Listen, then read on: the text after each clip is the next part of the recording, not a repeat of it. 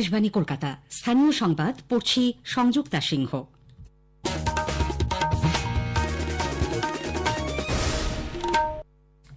বিশেষ খবর।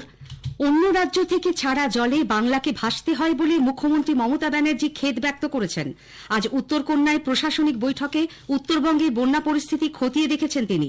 সুপ্রিম কোর্টে আগামীকাল আরজিকর মামলার শুনানি। এদিকে স্বাস্থ্যকর্মীদের আক্রান্ত হওয়ার প্রতিবাদে সাগর দত্ত হাসপাতালে জুনিয়র ডাক্তারদের কর্মবিরতি চলছে। বাড়ানো হয়েছে পুলিশি নিরাপত্তা। নতুন ধরনের কর্মসংস্থানের জন্য তথ্য ও সম্প্রচার মন্ত্রকের ক্রিয়েট ইন ইন্ডিয়া চ্যালেঞ্জে অংশ নিতে প্রধানমন্ত্রী যুবদের প্রতি আহ্বান জানিয়েছেন।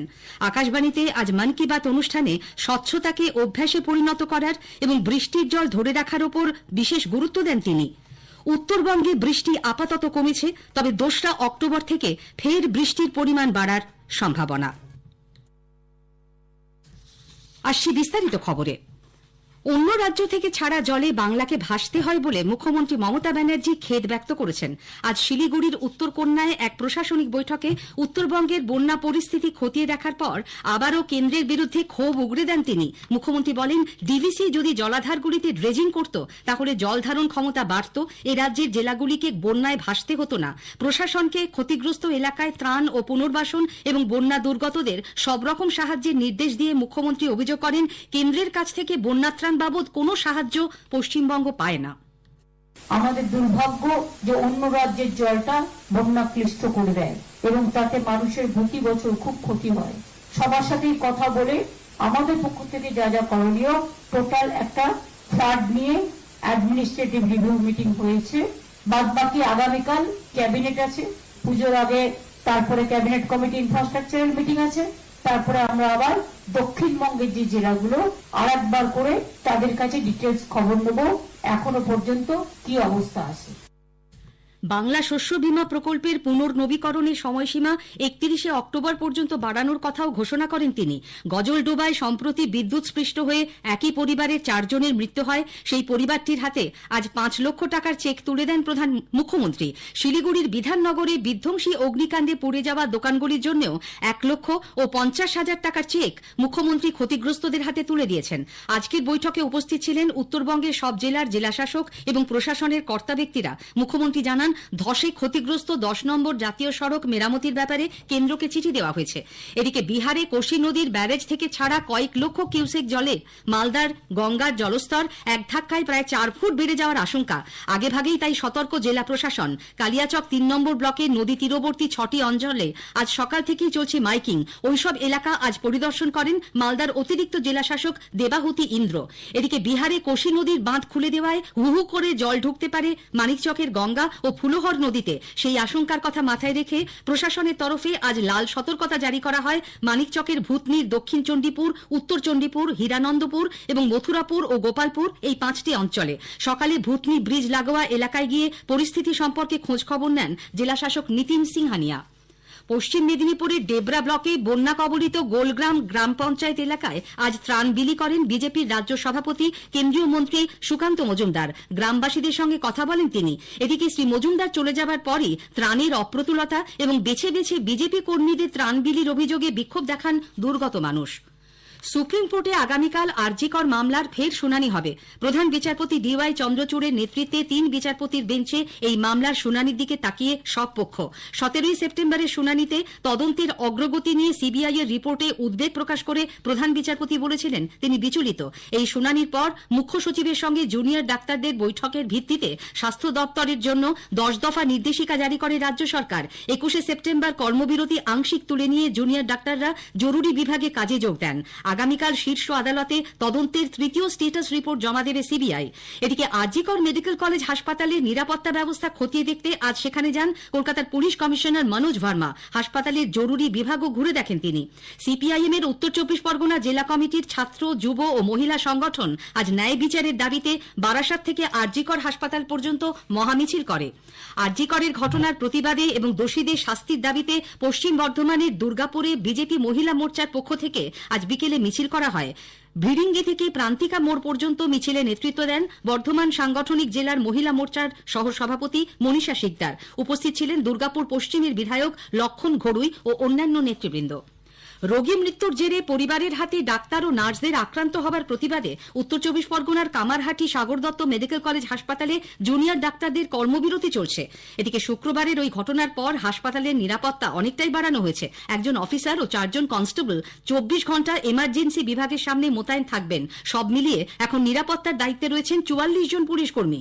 এদিন জুনিয়র ডাক্তারদের প্রতি সহমর্মিতা জানাতে প্রদেশ কংগ্রেস সভাপতি শুভঙ্কর সরকার ও দলের নেতা কর্মীরা সাগর দত্ত হাসপাতালে গেলে বিক্ষোভ মঞ্চে ধর্নায় বসা চিকিৎসকরা প্রতিবাদ জানান। তারা বলেন, অরাজনৈতিক এই মঞ্চে কোনো রাজনৈতিক ব্যক্তির উপস্থিতি কাম্য নয়। গো ব্যাক স্লোগানও দেওয়া হয় তাঁদের উদ্দেশ্যে। আন্দোলনকারী চিকিৎসক ডাক্তার আকাশ রায় বলেন, যদি উনি জনসাধারণ হয়ে এসেছিলেন, যদি উনি আমাদের সমর্থন করেন, ভালো কথা, করা উচিত। এই আন্দোলনটা আমি সবসময় বলি শুধু জুনিয়র ডাক্তারের নয়, এই আন্দোলন এবার জনসাধারণের হয়ে গেছে।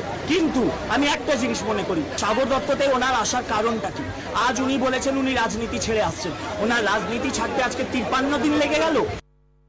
অন্যদিকে প্রদেশ কংগ্রেস সভাপতি বলেন, রাজনৈতিক পতাকা ছাড়াই সাধারণ নাগরিক হিসেবে তারা ডাক্তারদের আন্দোলনকে সমর্থন করতে এসেছিলেন। এক বোন এবং ভাই সে বলে গিয়েছে যে যারা পতাকা নিয়ে আসবেন, যারা রাজনৈতিক মত নিয়ে আসবেন তাদের গো ব্যাক। আমিও চাই না ওনারা কোনো রাজনৈতিক রঙে ওখানে তাদের দাগিয়ে দেয়া হোক। আমি মানুষ হিসাবে, নর্থ 24 পরগনার লোক হিসাবে আমরা এখানে এসেছিলাম।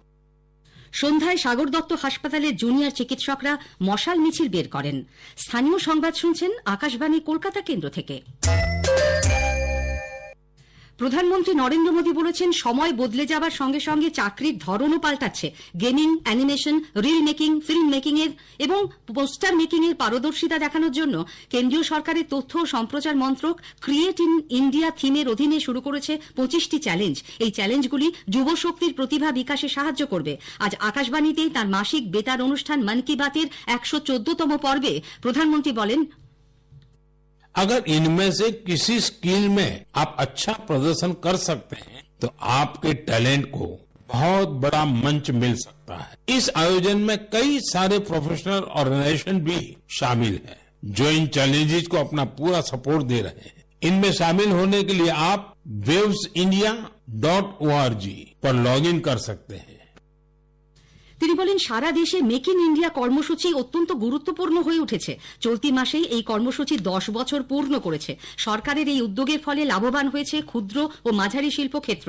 জল সংরক্ষণের প্রয়োজনীয়তার কথা মনে করিয়ে দিয়ে প্রধানমন্ত্রী বলেন, দেশের বিস্তীর্ণ অংশে যে প্রবল বৃষ্টিপাত হচ্ছে সেই জল ধরে রাখতে পারলে আগামী দিনগুলিতে জল সংকটের হাত থেকে দেশ রক্ষা পেতে পারে। এ ব্যাপারে প্রচারাভিযান শুরু হয়েছে। এই প্রসঙ্গে উত্তরপ্রদেশের ঝাঁসির বুন্দেলখণ্ডের মহিলাদের উদ্যোগের প্রশংসা করেন তিনি। শ্রী মোদী জানান, 2রা অক্টোবর স্বচ্ছ ভারত মিশনের 10 বছর পূর্ণ হবে। এই আন্দোলন এখন বৃহৎ গণ আন্দোলনের রূপ নিয়েছে।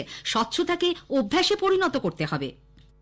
स्वच्छता को लेकर जारी अभियान से हमें ज्यादा से ज्यादा लोगों को जोड़ना है और ये अभियान किसी एक दिन का, एक साल का नहीं होता है। ये युगों युगों तक निरंतर करने वाला काम है। ये जब तक हमारा स्वभाव बन जाए स्वच्छता, तब तक करने का काम है। তিনি বলেন, ভারতে 20,000 ভাষা এবং উপভাষা রয়েছে। এখনো এমন অনেক ভাষা রয়েছে যার ব্যবহারকারী সংখ্যা খুবই কম, কিন্তু সরকার সেই সব ভাষার সংরক্ষণে উদ্যোগী হয়েছে, যার একটি হল সাঁওতালি। संथाली हमारे देश के कई राज्यों में रह रहे संथाल जनजातीय समुदाय के लोग बोलते हैं। संथाली भाषा की ऑनलाइन पहचान तैयार करने के लिए ओडिशा के मयूरभंज में रहने वाले श्रीमान रामजी टूडू एक अभियान चला रहे हैं। रामजी जी ने एक ऐसा डिजिटल प्लेटफॉर्म तैयार किया है जहां संथाली भाषा से जुड़े साहित्य को पढ़ा जा सकता है और संथाली भाषा में लिखा जा सकता है। উত্তরবঙ্গে চলতে থাকা ভারী বৃষ্টি কিছুটা কমেছে। আগামীকাল কোথাও কোথাও হালকা থেকে মাঝারি বৃষ্টি হতে পারে। 2রা অক্টোবর থেকে কয়েকদিন বৃষ্টি বাড়বে বলে আলিপুর আবহাওয়া দপ্তরের বিজ্ঞানী সৌরিশ বন্দ্যোপাধ্যায় জানিয়েছেন। আগামী 2-3 দিন উত্তরবঙ্গের জেলাগুলিতে প্রধানত বিক্ষিপ্তভাবে হালকা থেকে মাঝারি ধরনের বৃষ্টিপাতের সম্ভাবনা রয়েছে। তারপর 2 তারিখ থেকে পরবর্তী 2-3 দিনে কিছুটা বাড়বে উত্তরবঙ্গের উত্তরের জেলাগুলো। 29-30 তারিখ দক্ষিণবঙ্গে প্রধানত লোকালাইজ হালকা ধরনের বৃষ্টিপাতেরই সম্ভাবনা থাকছে 2-1 জায়গায়। 1 তারিখ থেকে পরবর্তী 3-4 দিন হালকা থেকে মাঝারি ধরনের বৃষ্টিপাতের সম্ভাবনা থাকবে। স্থানীয় সংবাদ শেষ হলো।